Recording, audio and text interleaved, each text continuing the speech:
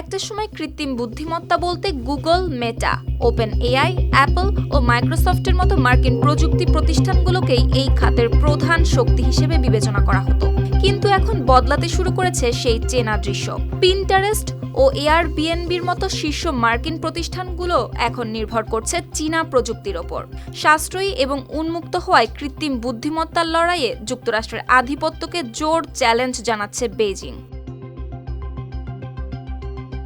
Fashion, lifestyle কিংবা সৃজনশীল আইডিয়ার খোঁজে প্রতিদিন কোটি কোটি মানুষ ঢোকে পিন্টারেস্টে। কিন্তু ভিউয়ার্সের পছন্দ বুঝে নেওয়া, কোন সময় কোন কন্টেন্ট দেখানো উচিত, এই কাজের পেছনে এখন আর শুধু মার্কিন প্রযুক্তি নেই, সেখানে ঢুকে পড়েছে চীনা এআই। পিন্টারেস্টের প্রধান বিল রেড্ডি জানাচ্ছেন, তারা ধীরে ধীরে একটি এআই চালিত শপিং সহকারীতে রূপ দিচ্ছেন প্ল্যাটফর্মটিকে। সেই লক্ষ্যেই তারা পরীক্ষা চালাচ্ছেন চীনের নতুন এআই মডেলগুলো নিয়ে।